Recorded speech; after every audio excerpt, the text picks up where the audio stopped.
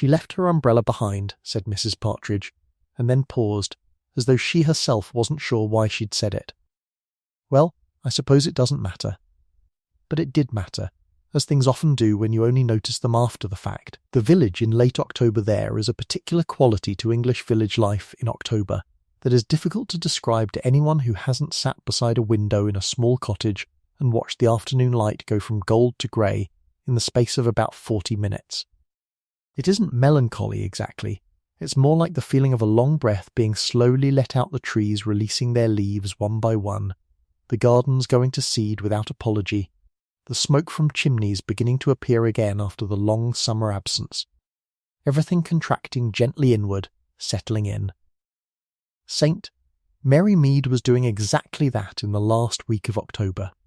The high street, if you could call it, that it was really just the main road through the village, flanked by a baker's, a post office, a small draper's, and the Crown and Anchor public house had the slightly diminished look of a stage set after the actors have gone home. The summer visitors were long gone. The horticultural show was a memory. Even the church fefty, which had run late into September this year owing to a clash with the cricket finals, had packed itself away. What remained was the village itself, which was of course what always remained. Miss Marple noticed all of this from her garden gate one Tuesday morning, not because she was particularly feeling philosophical about it, but because she had come out to retrieve the post and found that it hadn't arrived yet, and there was nothing else to do for a moment but look at things.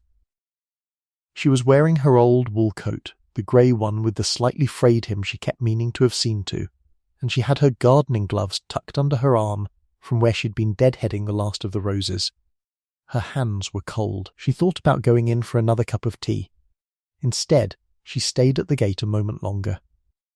Across the road, old Colonel Petherick was walking his dog, a bad-tempered spaniel of advanced years, who regarded the world with deep suspicion, and had once, memorably, bitten the postman on the ankle. The Colonel himself moved with the slow, deliberate care of a man whose joints had opinions about the weather. He raised his stick to Miss Marple in greeting, and she raised a hand back. Down the lane to the left she could see the car belonging to young Dr. Haverstock parked outside number 14, which meant that Mrs. Eddowes was having her Wednesday check-up on the wrong day, or her chest had been troubling her again. One or the other. Mrs. Eddowes was not the sort to call the doctor unnecessarily, which meant it was probably the chest. Miss Marple made a small mental note to send over a pot of the honey and lemon preserve she'd put up in August. The post arrived, pushed through the gate slot by a harried-looking young woman on a bicycle who gave Miss Marple a brief, slightly guilty smile, and pedalled on without stopping, and Miss Marple took the small pile of envelopes back indoors. She did not, at that moment, think anything at all about the Carrington house. The Carrington house sat at the far end of Wisteria Lane, which ran off the main road just past the church and wound its way in an unhurried fashion toward the edge of the village before giving up entirely and turning into a farm track. It was a medium-sized house, nothing grand, nothing particularly shabby, with a good garden that had been kept up reasonably well ever since the family moved in some 3 years ago. The family being, in this instance, Mr. Gerald Carrington, his wife Diane, and his sister Constance, who had come to stay temporarily about 18 months back and had not yet left. There was also, periodically, a young man called Marcus, who appeared to be some sort of distant relation or family friend, and who drove a car that was slightly too new and slightly too red for the lane it was expected to navigate. None of this had particularly caught Miss Marple's attention in any significant way. Families moved in. Families had complications. People came to stay and found reasons to remain. This was entirely normal. She had filed the Carringtons away under the general category of new people who had turned out to be perfectly ordinary, and had not thought much more about them. The thing that changed, or rather the first thing, because there were several, was the umbrella. She heard about it from Mrs. Partridge, which was entirely typical of how one heard about things in St. Mary Mead. Mrs. Partridge ran the small grocery on the corner, the one that had not yet been entirely displaced by the supermarket in the next town, and that survived partly on loyalty and partly on the fact that it stocked certain items, a particular brand of custard powder, proper dried lentils, the kind of marmalade that came in stoneware jars that the supermarket did not. She was a comfortable woman of about 55, with a quality of listening that people took advantage of, often without realizing they were doing it. Miss Marple had gone in for custard powder and a small block of cheese, and Mrs. Partridge had been in the middle of telling her something about the WI autumn schedule when she'd said it almost as an aside, tucking it in between the news about Mrs. Fellow's lumbago and a remark about the state of the church guttering. She left her umbrella behind. Well, I suppose it doesn't matter. Miss Marple had paid for her purchases and gone home, and it was only later over the second cup of tea and a piece of shortbread that she'd promised herself she wasn't going to have that she found herself wondering, who had? Left an umbrella behind, where? And why had Mrs. Partridge said it in that particular tone, that small, slightly deflated tone, that one used when something had been unsatisfying, when a moment had not ended as expected? She almost put it from her mind entirely. She did put it from her mind for the rest of Tuesday. But it was there again on Wednesday morning, nagging very quietly at the edge of things, like a word you can't quite remember. The WI meeting that Thursday was held at Mrs. Baxter's house, which was slightly cold, because Mrs. Baxter kept the heating very low on principle, and which smelled pleasantly of furniture polish and Battenberg cake. 12 women were present, including Miss Marple, and the first 40 minutes were given over to the business of planning the Christmas bazaar, which involved a good deal of disagreement about whether the raffle should include wine this year, and if so, how much. Miss Marple listened and contributed when required, and drank her tea, which was good and strong, and ate a piece of Battenberg, and allowed most of the conversation to flow around her in the usual pleasant way. She had long since learned that this was how you learned things in groups, not by directing conversations, but by letting them find their own course and paying attention to where they went. It was during the second cup of tea that someone mentioned the Carrington name, not in connection with anything sinister.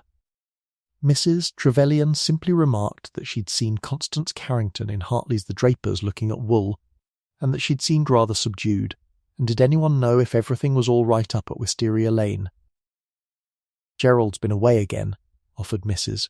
Fellows, who knew this because her husband played golf with Gerald Carrington's accountant, and these things got around.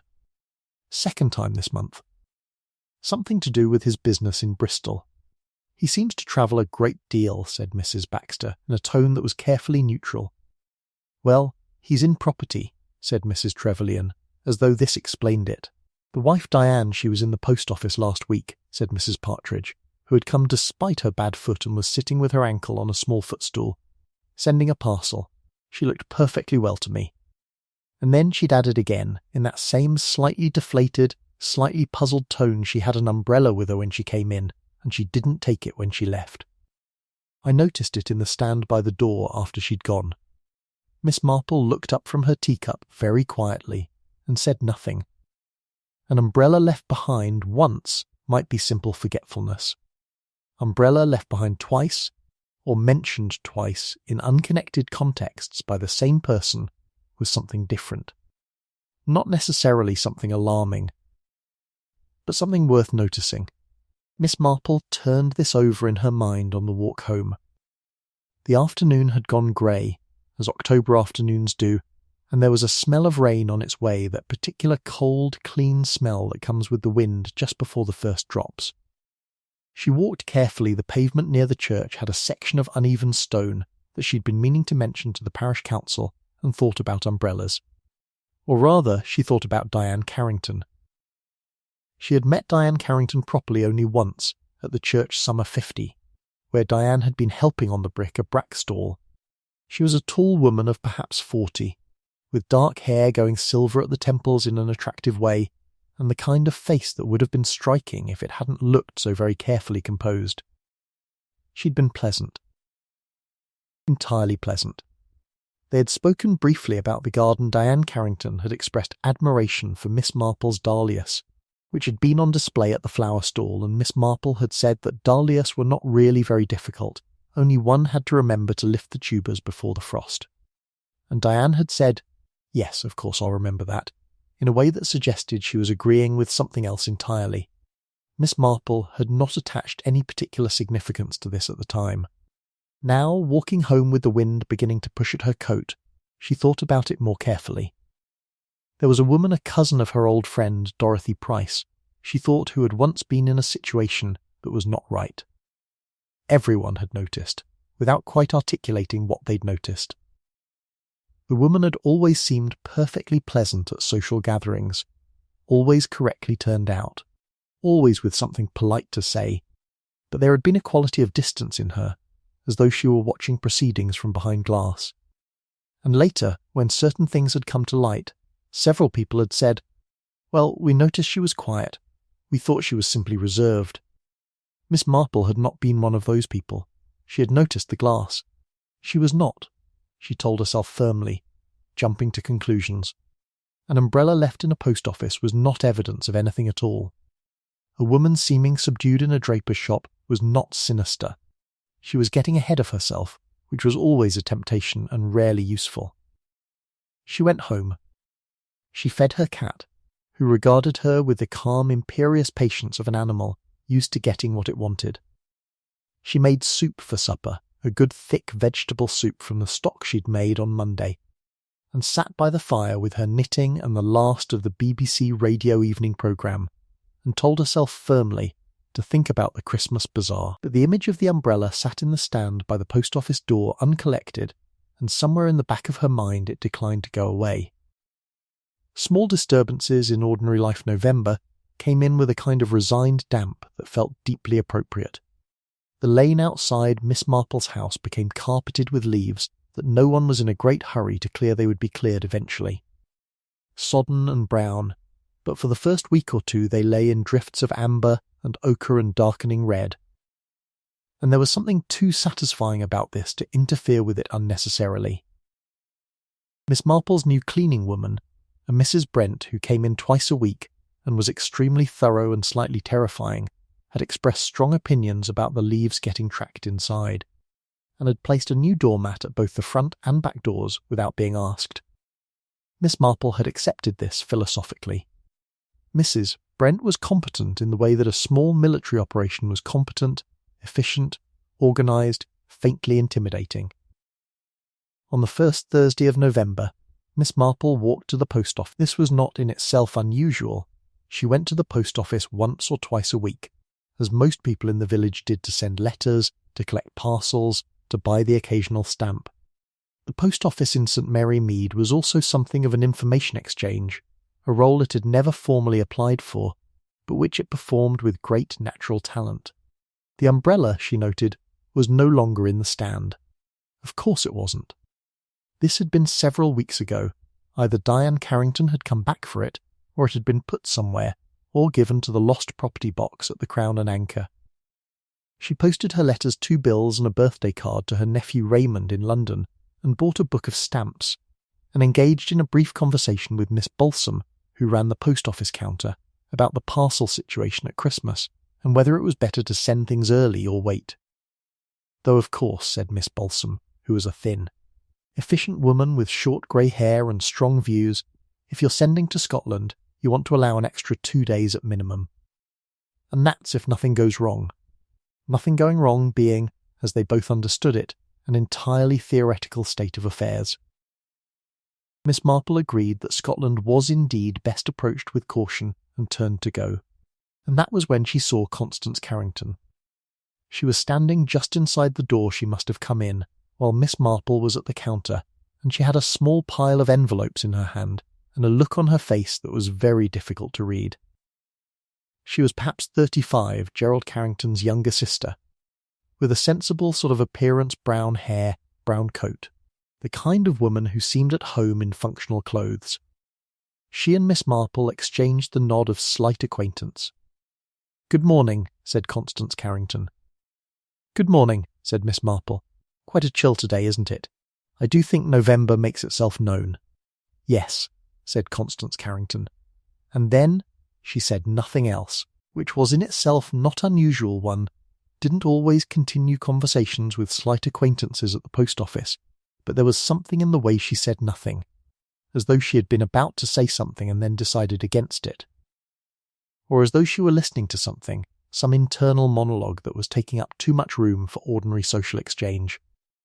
"I hope your family is keeping well," said Miss Marple pleasantly, which was a perfectly ordinary social remark and committed her to nothing.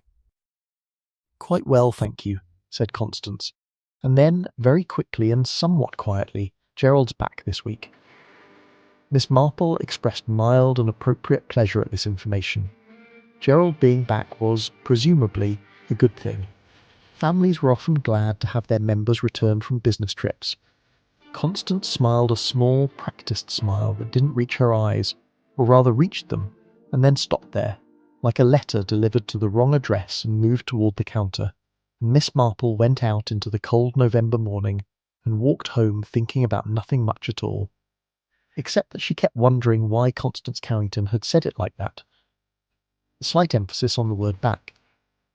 The way it had been offered, as much as said Gerald's back this week, as though it were news to be carefully delivered rather than simply shared.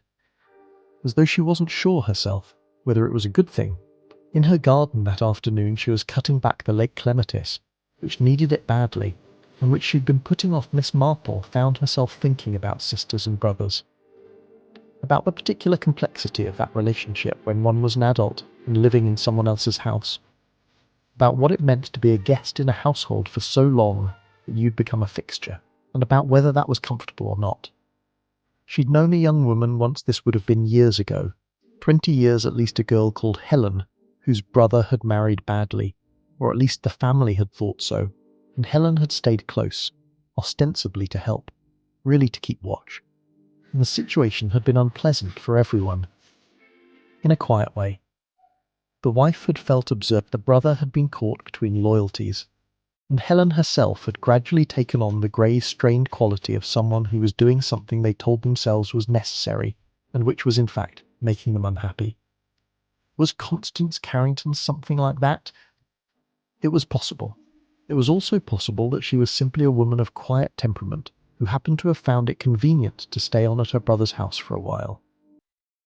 Miss Marple finished the clematis, gathered the cut material into the garden waste bin, and went inside to wash her hands. The sky was closing in, going from a light grey to a darker one, in that imperceptible way it did in November, and by 4 o'clock it would be entirely dark, which never stopped feeling slightly sudden, even when one was completely prepared for it. She made tea and sat with it, and picked up her currant, knitting a pair of socks she'd been working on for the church Christmas sale, in a dark green wool that was better quality than strictly necessary, but which she found satisfying to work with, and thought about the Carrington household in the measured, attentive way that she thought about most things that her mind decided to return to. Gerald Carrington, mid-40s, in property, frequently away. She'd seen him perhaps 3 or 4 times in the course of 3 years. He was a tall, well-made man with an easy, confident manner, the sort of manner that worked very well in business, and made a particular impression in social situations. The sort that caused most people to come away feeling they'd had a better conversation than they actually had. She liked him well enough, in the way one liked capable people who didn't overstay their welcome at village events. She wasn't sure she trusted him entirely, but then she wasn't sure she had any reason for that feeling, beyond a general caution about confident, easy-mannered men who spent a great deal of time away from home. Diane Carrington, the wife, the dark hair going silver, the careful, composed face, the sense of distance, of glass. Constance Carrington, the sister, the brown coat, the small smile that stopped behind the eyes. Gerald's back this week. And the umbrella, left in the stand. Miss Marple set down her knitting for a moment and looked at the fire, which was doing well. She'd put a good log on before sitting down and thought, I may be inventing a drama where there is no drama. That is entirely possible.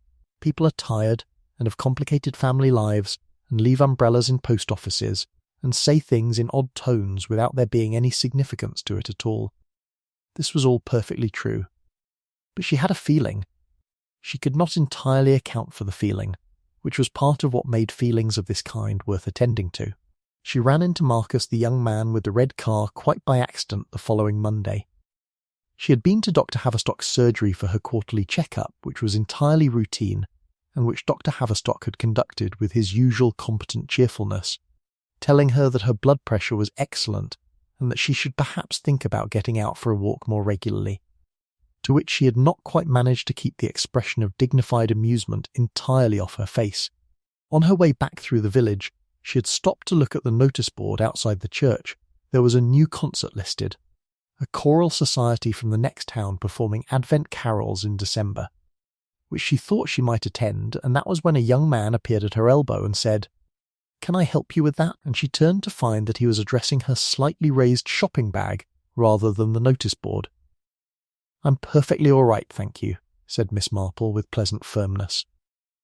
"Right, sorry," said the young man, and then seemed to reconsider and said, "I'm Marcus Halley. I've been staying up at the Carringtons. I think I've seen you at the 50 or Miss Marple." "That's right," said Miss Marple, and turned slightly to look at him properly.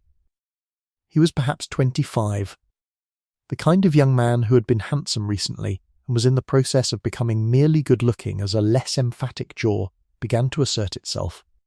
He had bright eyes, too bright, she thought, the brightness of someone who was performing a sociable personality for the benefit of an audience, and he was wearing a jacket that was slightly too thin for November.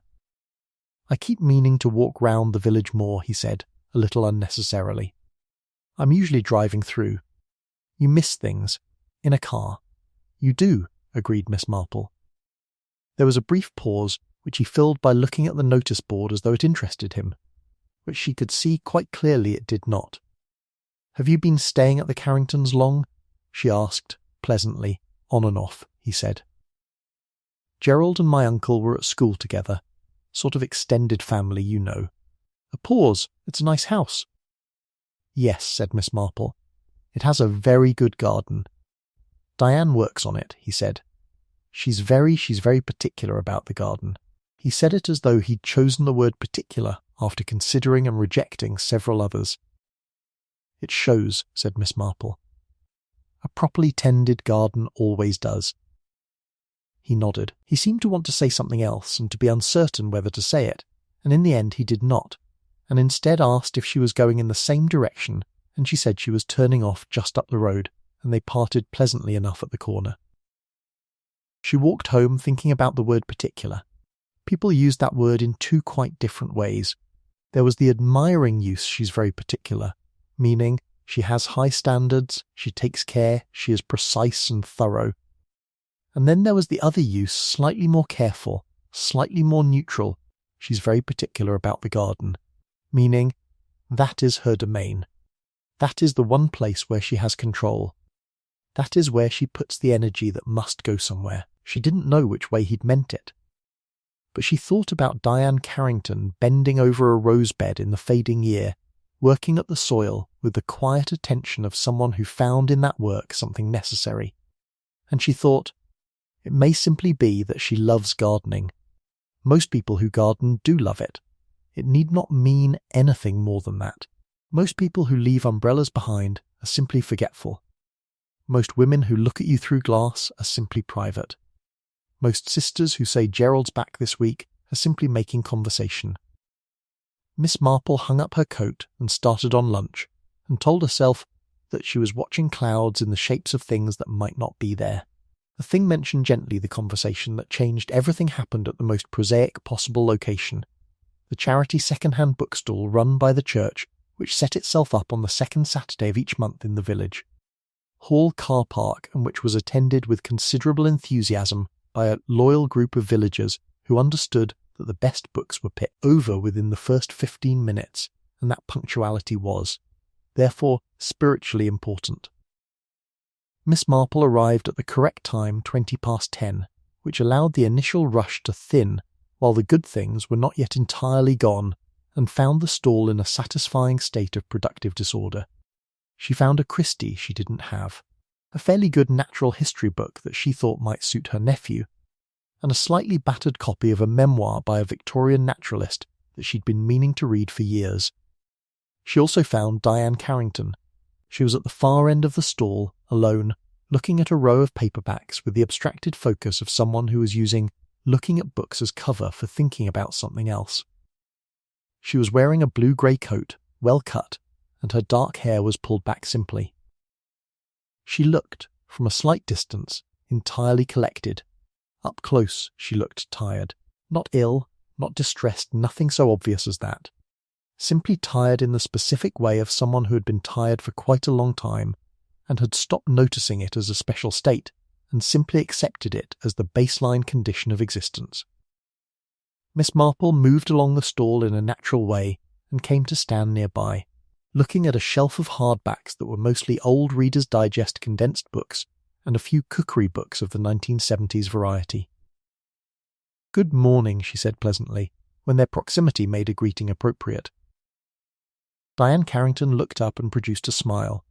It was slightly quicker and slightly more complete than the last time. Perhaps she was in a better mood. Or perhaps Miss Marple had been wrong in her previous assessment, which was entirely possible. "Good morning, Miss Marple. Any good finds?" "A Christie I didn't have," said Miss Marple, holding it up. "Which is rather remarkable at my age. I thought I must have read them all. And a naturalist book that looks interesting." "Gerald found a biography of Wellington last month," said Diane. "He was very pleased." "He reads biographies?"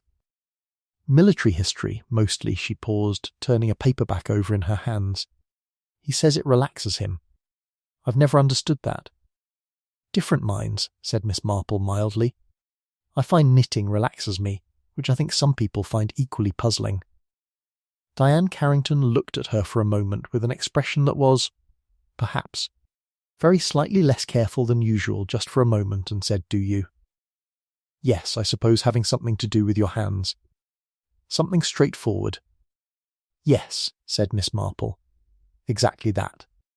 A brief silence. 2 other women came and went along the stall, exclaiming at a set of trollope. The November air was thin and still, and there was a smell of damp leaves and distant bonfire. "How is the garden?" said Miss Marple. "I should think it's been put to bed nicely by now."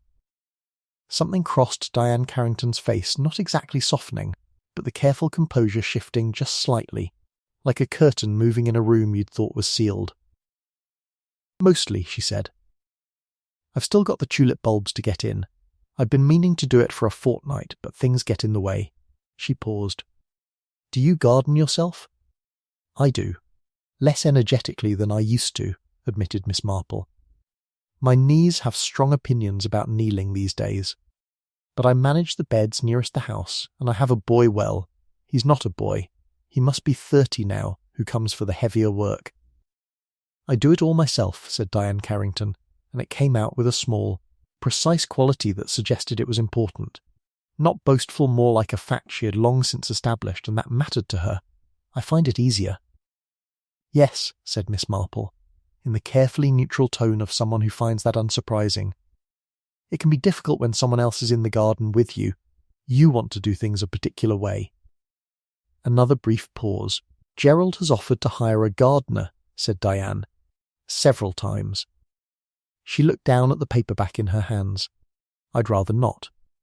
And she put the book down and said, pleasantly, that she must get on, and smiled and went along the stall and round the corner, and was gone. Miss Marple stood where she was for a moment, looking at the middle distance over the cookery books, and thought about what had just not been said. She had offered to hire a gardener. She'd rather not. So in the garden, at least perhaps only in the garden, she was free of the kind of help that was also a kind of oversight. The kind of help that put someone else in the space and rearranged it, imperceptibly, in accordance with someone else's idea of how it ought to be. That might mean many things, or nothing at all. She told herself, firmly and with some sincerity, that it meant nothing at all, and she did not think about the Carringtons for the rest of Saturday. On Sunday she went to church the early service, which she preferred as it was shorter and less prone to the creative interpretation of hymns that the more musical of the choir had been introducing lately, and on the way back she met her neighbour Dr. Haverstock, who was walking his wife's dog because his wife had a cold and it had been deemed, by the laws of household logic, that this was therefore his job.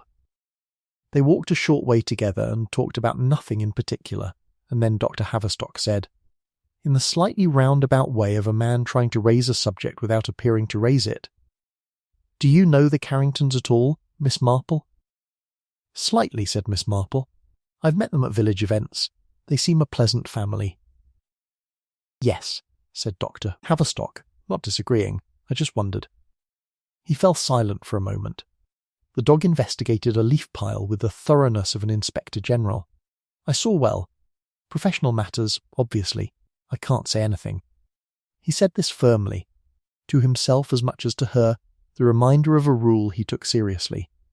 "I just wondered, in a general sort of way, whether they seemed happy." "Happy is a difficult word," said Miss Marple carefully. Yes, well, he seemed to find this answer more informative than she'd intended it to be. He nodded once in a way that was private rather than social. "Yes, quite." They parted at the end of the road and Miss Marple walked home, and this time she did not tell herself that she was imagining things. A doctor, raising a subject he could not raise. Not alarmed, he would have spoken more directly if he were alarmed, she thought, or acted more directly, but troubled in a mild, ongoing way. The way one was troubled by something that one had noticed and could not quite fit into a category. She made her Sunday lunch a small roast chicken with roast potatoes, which was the most comforting possible meal for a cold November Sunday. She had always thought and sat down to eat it and think properly. What did she actually have? She had an umbrella left behind, mentioned twice in different contexts, with a slightly deflated quality both times. She had a woman who looked tired in a way she'd stopped noticing, who found it easier to garden alone, who said her husband had come back with a particular careful quality to the words. She had a sister-in-law who lived there as though she were keeping watch, or perhaps as though she were a guest who had not yet found the right moment to leave, or perhaps neither of those things. She had a young man who described the wife's relationship to her own garden with the word particular, in a way that had been either admiring or cautious or both. And she had a doctor who had wondered, in a professional and oblique way, whether a family in his practice was happy. None of this was evidence of anything. All of this, placed together, had a shape. She ate her chicken and thought, I need to know more about Gerald Carrington. What gets talked about this was easier than one might expect.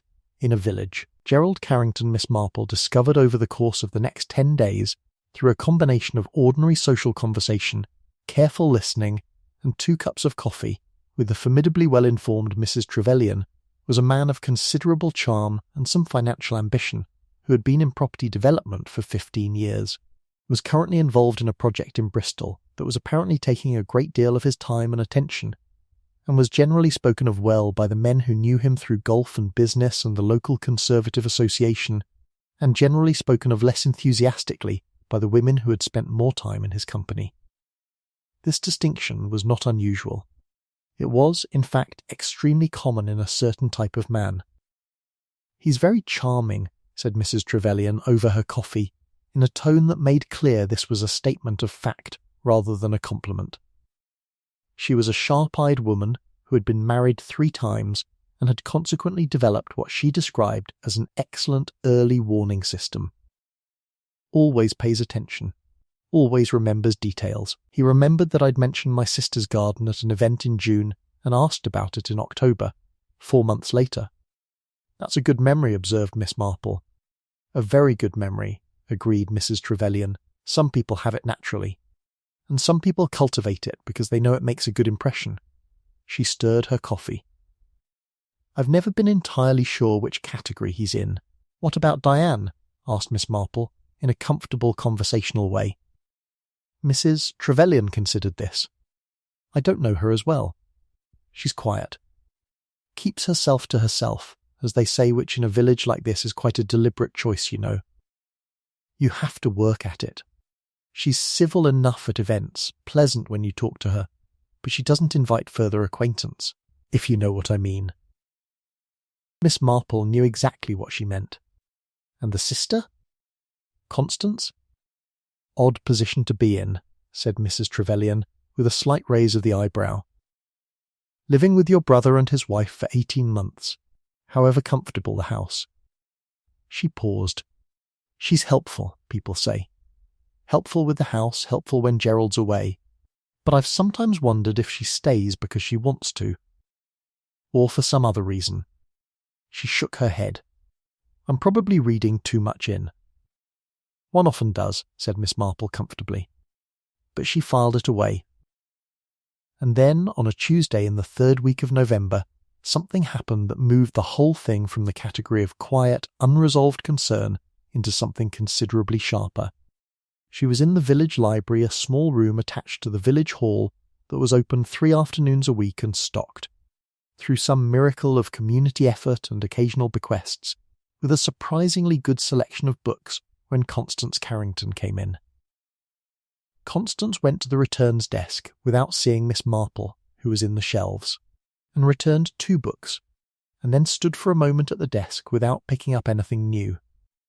The librarian, young Miss Oates, who was very pleasant and who had studied English at university, and felt this had given her strong opinions about libraries that were occasionally difficult to reconcile with the tastes of village readers, asked if she wanted to browse, and Constance said yes, in a preoccupied way. She drifted toward the shelves near where Miss Marple was standing. Miss Marple was looking at the history section, unhurriedly, and she did not draw attention to herself, partly because she was genuinely looking at a book about the village records of market towns, and partly because she could see that Constance Carrington was not in the state of mind for social exchange. She had the look of someone who had come somewhere neutral as a small respite from somewhere that was not neutral, and who was not quite ready to return. She stood in front of the paperback fiction shelf and looked at the spines without appearing to read them. Her hands were loose at her sides.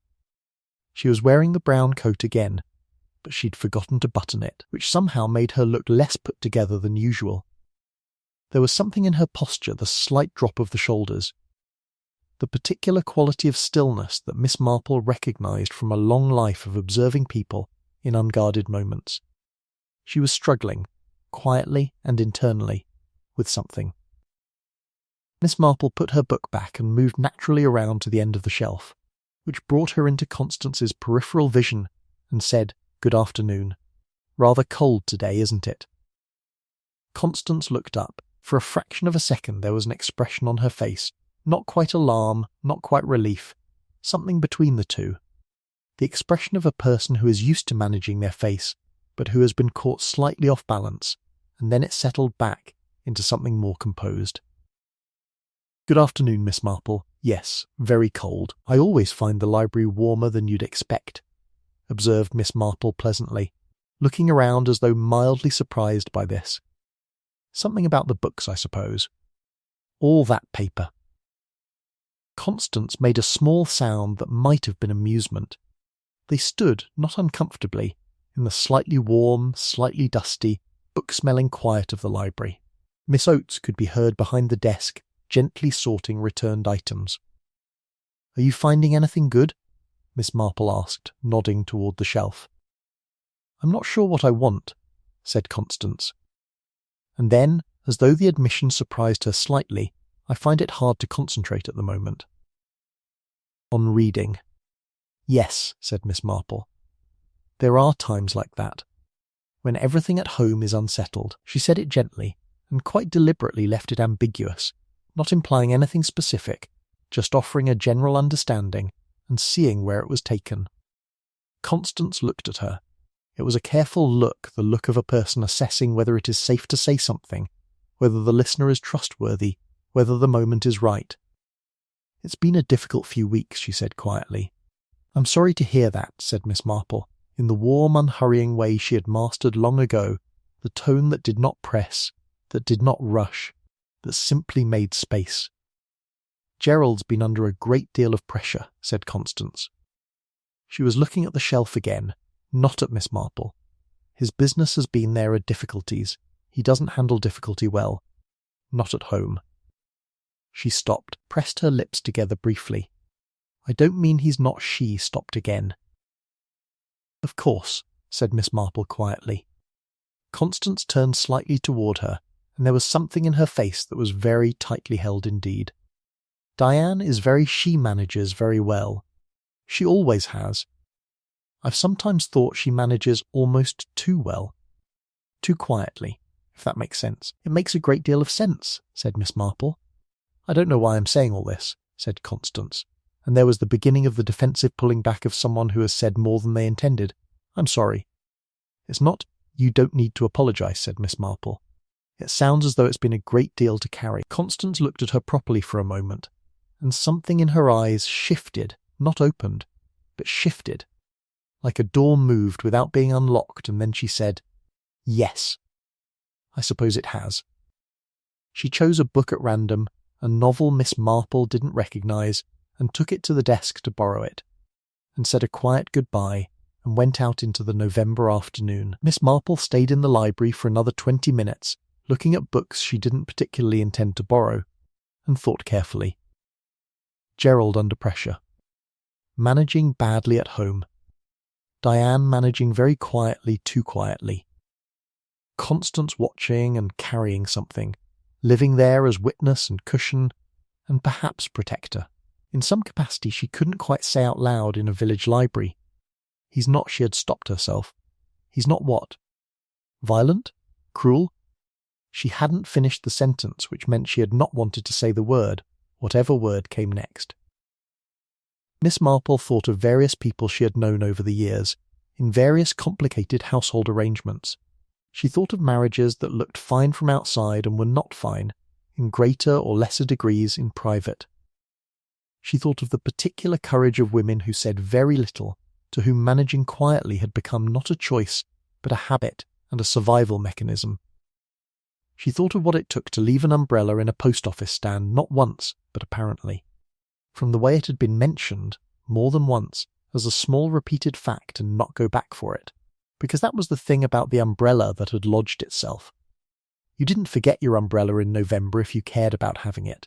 You forgot it if you had been in the post office doing something that took all of your concentration, or if you left the post office more quickly than you'd intended, or if the post office was not the most important thing on your mind when you arrived and when you left. Why might a woman arrive at a post office, do something, and leave more quickly than intended? Lots of reasons, none of them necessarily alarming. But paired with everything else, the umbrella took on a weight that it hadn't had before. A conversation with Dr. Haverstock she called on him on a Wednesday afternoon, with a pot of the lemon curd she'd been meaning to bring him since September and which had been sitting on the kitchen shelf, correctly sealed, waiting for the right opportunity. This was the correct thing. In Miss Marple's view of social mechanics, one should always have a genuine reason for a call. The lemon curd was genuine. She had made too much, as she always did, and Dr. Haverstock had expressed appreciation for it last time, and his wife enjoyed it on toast. These were all true things. She found him in his garden, doing something purposeful to a fruit tree, and he came over looking pleased and slightly mud-stained. Miss Marple. How kind, yes, Elaine will be delighted. Come in, she'll put the kettle on. His wife, Elaine Haverstock, was a comfortable, good-natured woman who had been married to a GP for 25 years and had consequently absorbed a great deal of how to listen without encouraging, and a great deal of discretion of the reflexive, habitual kind. She made tea efficiently and set out biscuits, and then, with the impeccable instinct of a doctor's wife, found a reason to be in another part of the house. They sat in the kitchen, which was warm and pleasantly untidy, the untidiness of a busy household, not a careless one, and drank their tea, and talked for a little while about the fruit tree and the November cold and the state of the village hall guttering, which was apparently in a worse state than the church guttering, and thus an ongoing source of collective anxiety. And then Miss Marple, in the comfortable, unhurried way of someone raising a topic that has arisen naturally out of the conversation, rather than one they had planned to raise, said, "You mentioned the Carringtons a few weeks ago." In a general sort of way. Dr. Haverstock looked at his teacup. "Did I?" "You asked," said Miss Marple, "whether I thought they were happy." A pause. He was a careful man, she knew, careful in the right ways, the professional ways, but also thoughtful beyond the professional, not the sort to raise things carelessly. "I shouldn't have said anything," he said, "even in that general a form."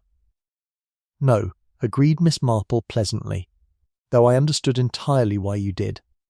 He looked at her. He had kind eyes. She had always thought the kind of eyes that made it easy for patients to tell the truth to. which was probably the most important qualification for a GP and which couldn't be taught. "You've noticed something," he said. It wasn't quite a question. "Several small things," said Miss Marple. "None of them alarming, individually, no," said Dr. Haverstock. "No, none of them are." Individually he looked away. "I can't say anything, you understand. Medical confidence. I want to be absolutely clear about that. Of course, if I had any concrete reason for concern, for clinical concern, I would have acted." "I understand," said Miss Marple. "But there are things," he said more slowly, that don't present in a way that allows you to act, clinically or otherwise. Things that are in the grey area, as people say. Things that are a general pattern of being worn down, which can have many explanations, and stress, which can have many explanations, and certain kinds of cautiousness, which can mean many things." "Yes," said Miss Marple. He refilled her cup and his own and sat back and looked tired in a mild, professional way. "She came in for a routine appointment in September," he said carefully, weighing each word. "And I asked, as one does, how she was getting on generally. And she said she was quite well. And I said I wondered if she was sleeping, because she looked." He paused. "And she said, yes, she sometimes had difficulty sleeping, it was nothing. And she smiled, and it was an entirely normal exchange." He stopped. Miss Marple waited. "The thing was," he said, "she had a bruise on her forearm, which she hadn't mentioned, and which she noticed me noticing, and she said, before I could say anything at all, that she'd walked into the kitchen cabinet. Which is, of course, a perfectly ordinary thing to do. I have done it myself." "Yes," said Miss Marple. "It was the way she said it," said Dr. Haverstock, like she'd had the sentence ready. He looked at his hands. "But that is not evidence of anything. People do walk into kitchen cabinets, and have the explanation ready because they know people will notice and ask." "They do," said Miss Marple. "Quite right. I asked her, in the most careful way I could, whether everything at home was all right, whether she was managing all right. And she said yes, very warmly, very convincingly, and she said Gerald had been under a great deal of pressure with the Bristol project, and she was hoping it would be resolved soon, and she smiled, and that was the end of it. And you have been thinking about it since," said Miss Marple. "I have," said Dr. Haverstock, uselessly, "because without a complaint, without a specific request for help, without any clear indication, there isn't very much one can do." He looked at her. "There isn't very much anyone can do." Miss Marple drank her tea and said nothing for a moment. "I've known cases like this," she said at last, "over the years. Several times. In most of them, the outcome was all right, in the end. People found their way, got help. Circumstances changed." She paused, and in some of them, the difficulty was that nothing was done while there was still time to do something easily, while things were still at the stage where small actions could prevent larger ones. "Yes," said Dr. Haverstock. "The woman who manages too quietly," said Miss Marple, almost to herself. "Who has sentences ready? Who gets through things by keeping very still and not drawing attention?" "You've been thinking about this too," said Dr. Haverstock. "A little," admitted Miss Marple. "I'm not sure I know enough to think very usefully, and I'm quite aware that I might be assembling a picture that isn't quite accurate." "I hope you are," said Dr. Haverstock, and the sincerity of it was very plain and somewhat sad. "Genuinely, I hope we're both wrong."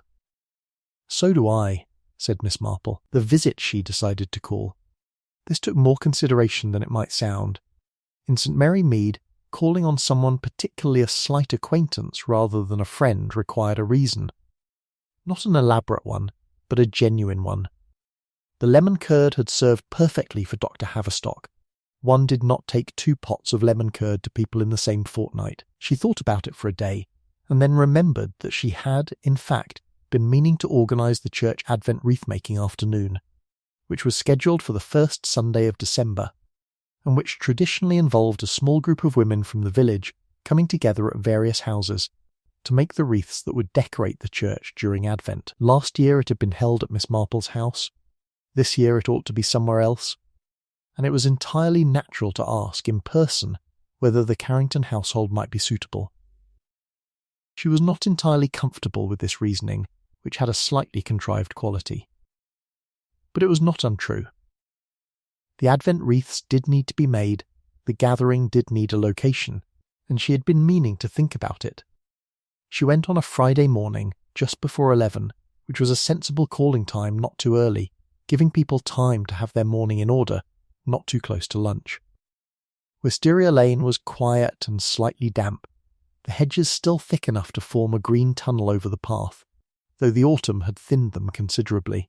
The Carrington house looked very calm from the gate curtains open, a faint light from the hall through the glass above the front door, the garden tidy, and rested as a garden should be in November. She knocked. It was Constance who answered, which surprised her slightly. Constance in a blue sweater and jeans, looking more relaxed than she had in the library, or perhaps simply caught at a more ordinary domestic moment. "Miss Marple," she said, and there was, Miss Marple thought, something in her face that was almost relief, though she wasn't sure why. "I'm so sorry to call without telephoning first," said Miss Marple. "I hope it isn't inconvenient. I was passing and I wanted to ask about the Advent wreath making. I'm organising it this year, and I'm looking for a suitable house. Yours has such a lovely sitting room. I've always thought, please, come in," said Constance, opening the door wider. "Of course, come in. Diane's in the kitchen, she'll be pleased." The hall was warm and pleasant, with a good Persian rug on the wooden floor, and a coat rack holding a variety of outdoor things. A door at the end of the hall stood slightly open. Somewhere in the house, at a distance, was the muffled sound of something being moved furniture, or boxes. "Gerald's studying," said Constance, slightly quickly. "He works from home on Fridays. He won't be disturbed." "I won't stay long," said Miss Marple. No, please do. Diane will want tea."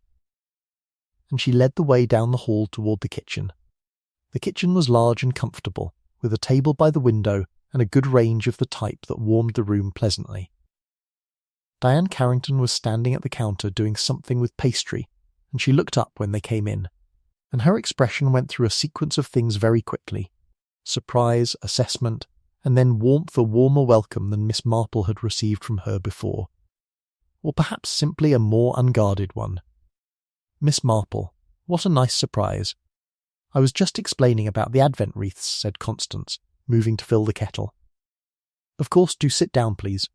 Diane wiped her hands and turned from the counter. She was wearing an apron over a grey sweater, her dark hair loosely pinned. She looked more at ease in her own kitchen, Miss Marple thought, than she ever had at public occasions. Here, in this room, she had the quality of a person in their natural element. "The pastry can wait," she said, and smiled a more natural smile, wider, reaching the eyes. "Sit down." They sat at the kitchen table, and Constance made tea, and they talked about the Advent wreaths and the Christmas 50 and the general state of the village in November, and it was all very comfortable and easy, and Miss Marple noticed 3 things. The first, that Diane Carrington, in her kitchen, with her sister-in-law present, was a different person from the Diane Carrington of public occasions. She laughed genuinely, not politely. She had opinions about things. She was engaged. The second, that Constance watched her with the quiet, attentive care of someone who was monitoring a situation not anxiously, but with the steady watchfulness of someone who had been doing it for a long time. The third, that at about 11:20 there was a sound from upstairs, a chair moving perhaps, or a door, and Diane's expression shifted just slightly. Just the corner of her mouth, just the quality of her attention. She turned her face back to Miss Marple quickly, but for a moment, for 2 or 3 seconds, she had gone somewhere else. A place that was managing and careful and held, and then she came back and poured more tea and said something pleasant about the Christmas bazaar. Miss Marple talked about the wreaths for a further 10 minutes and then said she really must go and mustn't take up any more of their morning, and thanked them for the tea. Both women showed her to the door. On the front step, with the thin November light falling on the garden, Diane said, "I do hope the weather improves for December. The garden is so lovely when there's frost." "It is," said Miss Marple. "And then I've been admiring your roses from the lane. You've trained them beautifully along the front wall. Something in Diane's face, a small, private pleasure, the expression of someone whose work has been seen properly. "Thank you," she said quietly. "Yes, I'm rather proud of them." Miss Marple said goodbye and walked back down Wisteria Lane, and at the corner she stopped for a moment and stood in the cold air and thought. She thought about the sound from upstairs. She thought about the shift in Diane's face. She thought about how the warmth of the kitchen, the ease, the laughter had contracted, subtly, at the reminder that someone else was in the house. And she thought, the garden is where she is free. The kitchen, when Gerald is away or occupied, has some safety in it. The public face is the most constrained of all. She walked home slowly, and that evening she wrote a careful letter to her nephew Raymond's friend, a woman named Elspeth, who worked for a particular kind of organisation that dealt with exactly this kind of situation, and asked whether Elspeth might possibly find occasion to visit St Mary Mead in the next few weeks. She framed it very carefully and very generally. Small ordinary days the thing about attending to something like this, the slow accumulating attention that Miss Marple had been giving to the household at Wisteria Lane, was that it required patience of a very particular kind. Not the patience of waiting for something to happen, more the patience of tending to something that needed tending consistently and without drama, without the expectation of a resolution arriving on a specific date or in a specific form. She thought sometimes that it was rather like the garden in winter. Nothing looked as though it were happening. The beds were cleared and resting. The cold was doing what the cold needed to do. Somewhere under the dark, hard earth, things were gathering themselves very slowly, running their own internal clocks, answering to conditions that had nothing to do with impatience or hurry. And if you dug things up to see how they were getting on, you would only damage them. You had to trust the process. You had to tend the surface, keep the worst frosts from settling, keep the drainage right, keep conditions as good as you could, and then leave the rest alone. She had been doing that more or less, going about her ordinary life. The post office, the library, the WI meetings, the church, the bookstall. Calling on people she called on, having the conversation she had. Paying attention, and in the spaces between, thinking carefully about what she was learning, and whether there was anything more she ought to be doing. In the second week of December she had a letter from her nephew Raymond, who wrote once a month, a very dutiful nephew, though inclined toward theories in his novels which contained the usual news and also a paragraph that made her smile. He had written, "I sometimes think, Aunt Jane, that you must be the most observant person in England. You've mentioned this Carrington business in your last 2 letters without apparently meaning to, and both times I've come away thinking you know considerably more than you've said, which is entirely typical. I trust you're being careful." She wrote back that she was always careful and was not doing anything remotely dangerous, merely paying attention, which was both true and slightly evasive. She had 3 quiet days knitting, a committee meeting, a slow afternoon sorting books for the next sale. In the course of these ordinary days she thought about what it meant to be the kind of person who paid attention. She had always been that kind of person. Even as a girl, more interested in the reasons behind things than in the things themselves. It was not always a comfortable quality. It meant noticing things others preferred not to. But it was the quality she had, and over a long life she had come to believe it was more useful than otherwise. On the Saturday she was at the post office in the mid-morning, and Diane Carrington came in behind her and joined the short queue. Miss Marple collected her receipts and stepped aside, and as Diane took her turn she slid a padded envelope across the counter with a particular care, the care of something important, and said to Miss Balsam that she needed a proof of posting for this one. There was nothing unusual about asking for a receipt. People did it all the time. But it was the address on the envelope that Miss Marple noticed as she stood nearby searching her bag, a firm of solicitors in the nearest town. Not the family solicitor whose name she knew from village conversation, a different firm entirely. She found what she was looking for in her bag and left while Diane was still at the counter. She thought about it on the walk home. A woman sending something to a solicitor and asking for proof of posting. The action of a person who was creating a record. being precise and careful, in the way that people who are building a case in whatever sense of the word are precise and careful. It might mean many things. One consulted solicitors for any number of reasons that had nothing to do with marital difficulty. A property matter, a will. But paired with everything else the notebook Constance was keeping, the contact with Elspeth, the phone number exchanged at the wreath-making, the growing feeling she had of a woman who was quietly and carefully establishing what her options were, it had the quality of something beginning to move. An evening and a flicker she had not intended to go to the quiz night at the Crown and Anchor, but Mrs. Trevelyan had telephoned on Wednesday evening and said their usual fourth was down with a cold, and Miss Marple had said yes before thinking better of it. The pub was warm and pleasantly full. Someone had put candles in the window-sills, and the smell of wood polish and a good fire had been burning all evening, and it was the kind of atmosphere that made the dark November outside feel like a backdrop rather than a reality. Gerald Carrington was at the bar with two men she didn't recognise the quality of their coats suggested Bristol, and he was doing what he did very well, being easy and charming in a way that made others feel included. She acknowledged this fairly. He was a genuinely likeable man in social contexts. The complications she now knew about did not erase that.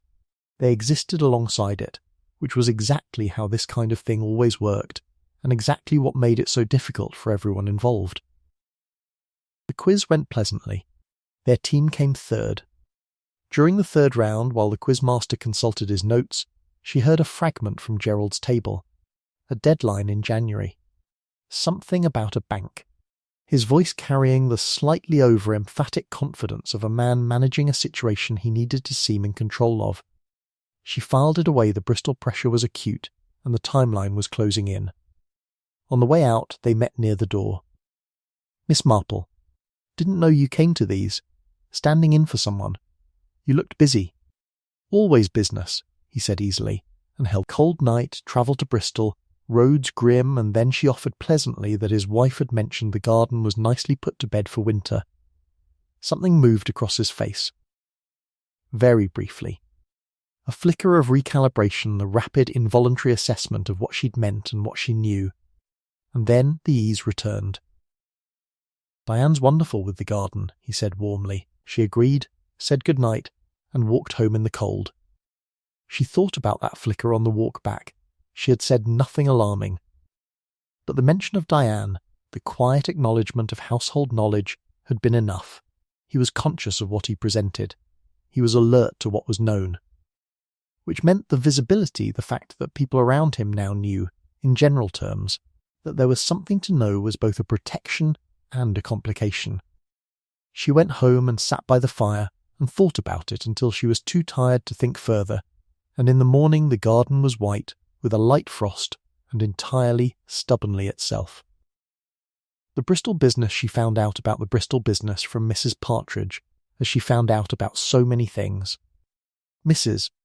Partridge had a nephew who worked in commercial property, and this nephew had happened to mention, in the course of a phone call about something else entirely, that there had been some trouble with a development scheme in Bristol involving a company called Carrington and Murray Associates, the name sounding familiar to Mrs. Partridge, who had mentioned it, in the course of conversation, to Miss Marple. The nature of the trouble was not entirely clear. It seemed to involve a planning dispute and a great deal of money that had been invested on the expectation of planning permission being granted, and planning permission not being granted, at least not in the expected form. Which meant there was a financial difficulty, the scale of which Mrs. Partridge's nephew had not been entirely specific about, but which his tone had suggested was not trivial. This, thought Miss Marple, was significant. Not because financial pressure caused people to be unkind. She had known kind people under the most severe financial stress, and unkind people when there was no pressure at all. But because context mattered, because a man who managed badly at home when things were difficult was one kind of problem, and a man who managed badly when things were very specifically financially frightening was a more pointed kind of problem. She thought about the words Constance had not quite said in the library. He doesn't handle difficulty well. Not at home. She had stopped before completing the sentence, but the shape of what she hadn't said was becoming clearer. She thought about Dr. Haverstock's face when he'd talked about the bruise, the sentence that had been ready. She thought about the way Diane Carrington had contracted at the sound from upstairs. She still did not know. She could not claim to know. But the picture that had been assembled from small, unrelated, easily explained pieces was becoming, in its outline, something she could not dismiss. She ran into Marcus Halley again, this time outside the Crown and Anchor. He was standing near the door looking at his phone, and he looked up when she passed and nodded, and then seemed to decide something and said, "Miss Marple." "Could I do you have a moment?" This was unexpected. She studied him for the fraction of a second it took to decide. He was dressed more warmly than last time, a proper winter coat, and he looked less rehearsed, more uncertain. "Of course," she said. They stood slightly out of the wind in the doorway of the pub, and he pushed his phone into his pocket with an air of someone who had been using it as a prop and didn't need it anymore. "I've been thinking," he said, "since I talked to you last time, about I don't know exactly what I want to say." He stopped, tried again. "You asked how long I'd been staying with the Carringtons, and I said on and off. That's true. But I've been there more in the last 3 months. Gerald asked me to come for a bit." He paused. He said Diane would appreciate the company while he was in Bristol so much. Miss Marple said nothing. Which is, Gerald's a generous person. He does things like that. I'm very fond of Gerald. He was very kind to me when I was younger. He was looking at the middle distance, not at her. But he stopped again. "Diane is not very well. She says she's fine. Constance says she's fine. But there are things. I haven't been sure what to do about them." "What sort of things?" said Miss Marple gently. He looked at her. Again, that assessment whether to trust, whether to say the word. "She had a bad fall," he said, "back in September. She fell on the stairs," she said. "She had a bruised shoulder, and she couldn't lift her arm properly for about 2 weeks. And she made very little of it. Brushed it off, and I offered to drive her to the doctor's, and she said she'd already been." He paused. "And Constance looked at me in a very particular way when she said that. Constance didn't say anything. But she looked at me." "I see," said Miss Marple. "And there have been other things," he said. "Small things. The way the house goes quiet sometimes, when Gerald comes back from Bristol and he's in a certain mood. The way everyone calibrates. You know? The way people calibrate around someone when there's something to calibrate around." "Yes," said Miss Marple.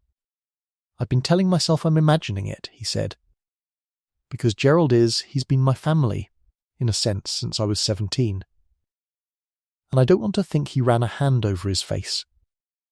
But I don't think I'm imagining it." "No," said Miss Marple quietly. "I don't think you are either." He looked at her with a sharpness that was partly relief and partly alarm. "You've noticed too?" "Yes," said Miss Marple. "And I've been thinking about what might be done." Carefully he stood very still. What should I do? This was the most important question, Miss Marple knew, and it needed a careful answer, because the wrong thing done enthusiastically could make matters considerably worse. A confrontation, a dramatic intervention, something that alarmed Gerald Carrington without giving Diane any actual means of safety or choice these things could turn badly very quickly. "The most important thing," said Miss Marple, "is that Diane knows she has people around her, not confronting anything, not making declarations just present, reliable, so that when she is ready, if she is ready, she knows that there are people to turn to." "She might never be ready," he said. "She might not," said Miss Marple. "But sometimes people become ready when they know the path exists." She paused. "The other thing I've done is write to someone who may be able to help more practically and more quietly than I can. She may visit shortly." He looked at her with something that was, rather touchingly, a combination of gratitude and mild surprise, the surprise of a young man who had expected to find an elderly woman in a village an unhelpful audience and had discovered otherwise, "Who are you?" he said, not quite meaning to say it out loud. Miss Marple smiled. "Just someone who pays attention," she said. "Now I think you should go back there this evening and have dinner with them and be entirely normal. And keep an eye out. And trust your instincts, which I think are sound." He nodded. He looked somewhat relieved and somewhat scared, which was the appropriate state. "Thank you," he said. "Don't thank me," said Miss Marple. "I haven't done anything yet." It snowed on the last Wednesday of November. This was slightly early for St. Mary Mead, and caused a small amount of excitement, which was largely centred on the question of whether it would stick, and the separate question of whether the roads would be manageable. Miss Marple woke to the specific silence that snow made a particular quality of muffled stillness that she had recognised since childhood, and looked out of her bedroom window at the white-covered garden, with a mixture of pleasure and practical concern that she had always felt about. She made porridge for breakfast, and sat at the kitchen table and watched the flakes still drifting down, and thought about what needed to be done. Elspeth, her nephew's friend, the woman from the organisation, had written back. She would be visiting her own aunt in the area in the second week of December, and would be delighted to call on Miss Marple. This was well expressed. It gave both of them the opportunity to be accidental without being dishonest. Dr. Haverstock had, without their saying anything explicit to each other, quietly arranged a follow-up appointment for Diane Carrington, under the guise of a routine vitamin levels check, which he could do without it seeming pointed. This was his contribution, within the limits of what he was able to do. Marcus was there, in the house watching. She trusted him to watch, and not to act precipitously. Constance was there, as she had been for 18 months, for her own complicated reasons that Miss Marple still wasn't entirely sure she understood. But she was there. Which mattered. These were small things. She was aware that they were small things. The situation, whatever it was in its exact particulars, was not one that could be resolved by a village network of concerned observers. That was not how these things worked, or ought to work. What they could do, what she hoped they were doing, was build a web of visibility around a woman who had learned to make herself invisible, to make clear, in small, consistent, undramatic ways, that she was seen, that people had noticed, that there were people who would answer if she called.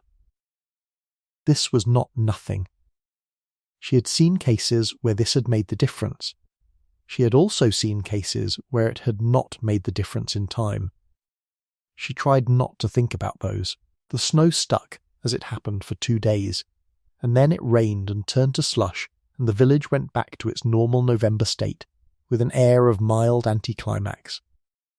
The leaves on the lane had become a brown porridge that Mrs. Brent addressed with grim efficiency and a garden fork. On the Friday of that week, Miss Marple was in the post office when Diane Carrington came in. This was the first time she had seen her since the kitchen visit. Diane was wearing a good wool coat, green, with a scarf wound twice around her throat, and she had a small parcel to send and a list of things to buy. She looked well, or rather, she looked as she always looked, composed, collected, impeccably turned out. She saw Miss Marple and smiled the warmer smile, the one that reached the eyes. That had appeared in the kitchen. "Good morning. What a weak first snow and then slush." "The slush is always worse, I find," said Miss Marple comfortably. "The snow at least has the decency to be beautiful." "My snowdrops will think it's spring," said Diane. "They might, though they're tougher than they look." Diane smiled. She moved to the counter to hand in her parcel, and Miss Marple bought her stamps, and they met again near the door on the way out. "I wanted to say," said Diane, quietly, so that only Miss Marple could hear, "I was very glad you called last week. I don't have enough." She paused. "It was very good of you to call." "I shall call again," said Miss Marple simply. Something in Diane's face the smallest shift. The glass, if not removed, tilted slightly. "I'd like that," she said. What Constance knew, she found out what Constance knew, or rather, what Constance had decided to do about what she knew, not long after this.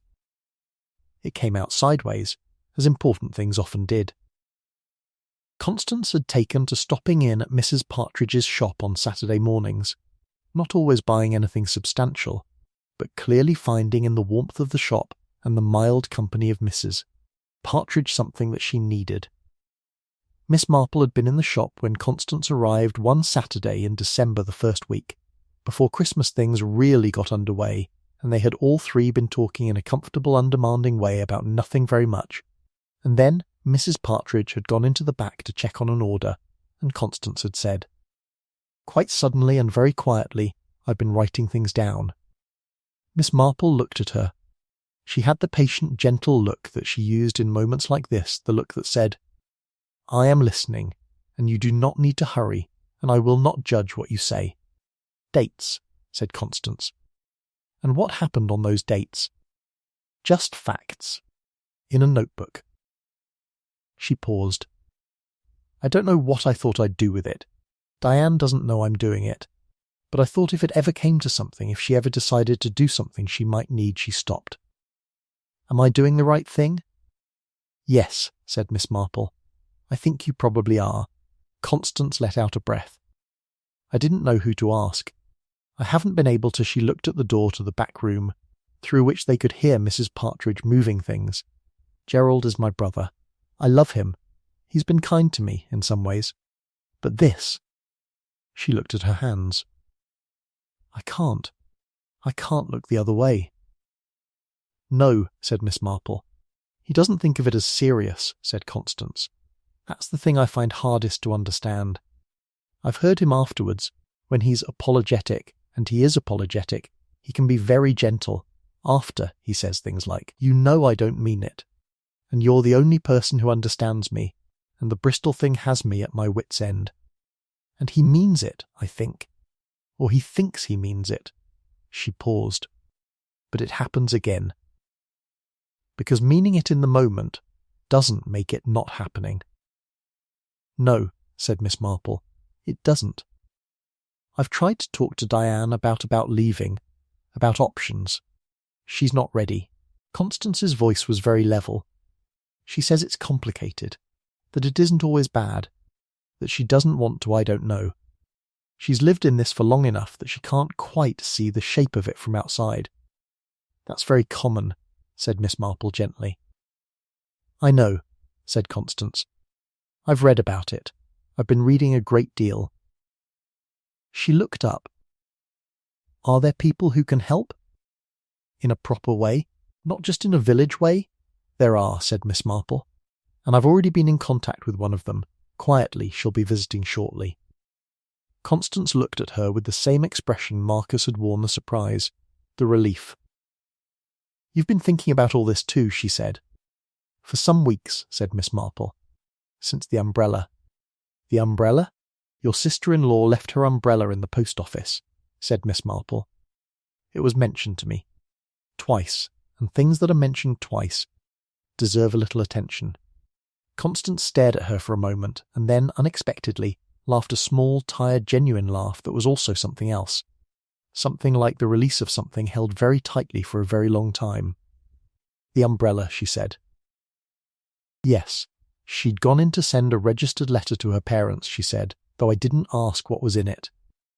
And Gerald had been a bad week. And she was in a hurry to get back." She paused. She forgot the umbrella. She was back home before she noticed it was gone, and by then it seemed too difficult. To explain why she'd been in such a hurry to get back. "I see," said Miss Marple quietly. She went back the next week, and the week after that. Both times she forgot to bring it in from the car, she said. I think Constance paused. I think she'd stopped caring about the umbrella. It had become something else by then. Miss Marple thought about this. An umbrella that had started as an item of practical use and become, through the process of forgetting and returning and failing to return and forgetting again, a small symbol of something else. The ordinary things that accumulated, over time, into a kind of evidence. Not of anything dramatic, not of anything that could be pointed to in a court or a doctor's surgery. But evidence, nonetheless.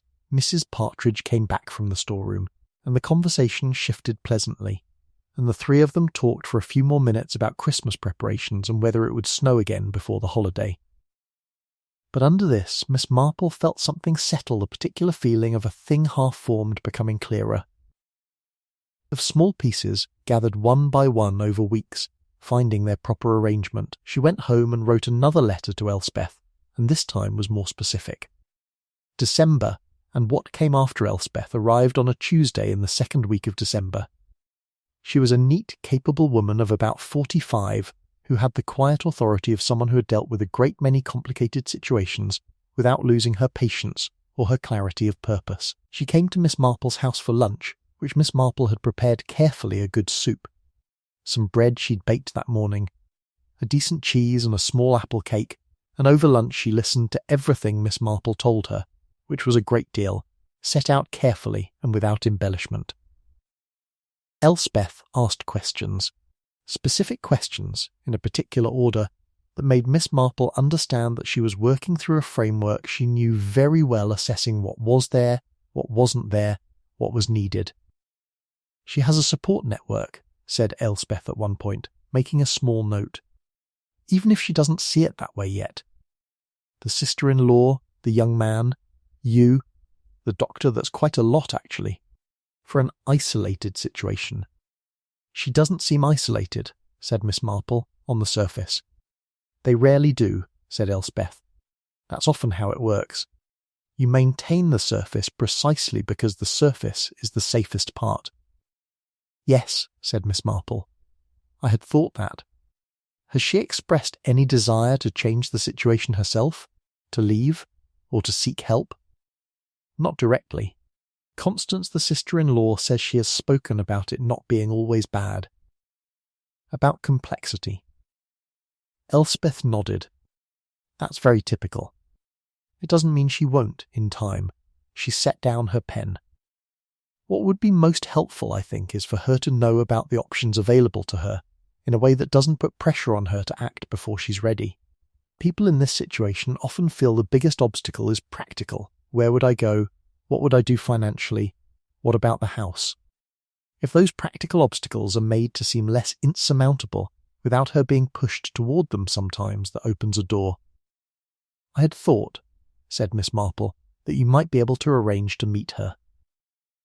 In a natural social context, so that she knows who you are and what you do, without it being made into a crisis." "Yes," said Elspeth, "that's exactly what I'd suggest. Can you arrange something?" She could. She did. The Advent wreath making afternoon, the one that had been the stated reason for her visit to Wisteria Lane, took place at Mrs. Trevelyan's house, as Mrs. Trevelyan had enthusiastically offered it, on the Sunday afternoon, and there were 9 women present, including Diane Carrington and Constance, and including Elspeth, who had been introduced as a friend of Miss Marple's visiting the area, and who had been invited along because there was always more than enough greenery for everyone. It was a good afternoon. The greenery was fragrant and slightly prickly, and the wire wrapping was the sort of useful concrete task that made conversation easy, and there was mulled wine and shortbread, and the room smelled of pine and cinnamon, and the candles that someone had lit against the December dark, coming in at the windows. Elspeth was charming and entirely ordinary, and talked about her work in a general, understated way she worked in support services, she said. Nothing very glamorous, just helping people navigate difficult situations, and Diane Carrington talked to her for a good 20 minutes about something Miss Marple couldn't hear from across the room, but could see, the slightly forward lean of 2 people finding a conversation interesting, the subtle quality of attention that both of them were giving it. Constance watched from across the room with an expression that was careful and hopeful. On the way out, Elspeth and Diane exchanged phone numbers, which was presented as a natural consequence of a pleasant afternoon. Elspeth had mentioned, in the course of the conversation, something about a walking group she was involved with that met in the area once a month. Diane had said she'd been meaning to do more walking. It was, as these things went, an entirely small and ordinary social exchange. Nothing about it could have been pointed to as anything other than that. In January, Diane Carrington phoned Elspeth. Miss Marple learnt this from a brief note from Elspeth which said simply that contact had been made and that things were moving at the right pace for the person involved, and that she was grateful for the introduction, and that she would keep Miss Marple informed as was appropriate. In February, Constance telephoned Miss Marple directly, on a Wednesday evening, and said that she wanted Miss Marple to know that Diane had spoken to a solicitor, a very quiet, private meeting, nothing dramatic about her options, and that Gerald had been told, not by anyone in particular, that there were people watching and people who knew things, which had had the effect of making the house considerably quieter in recent weeks.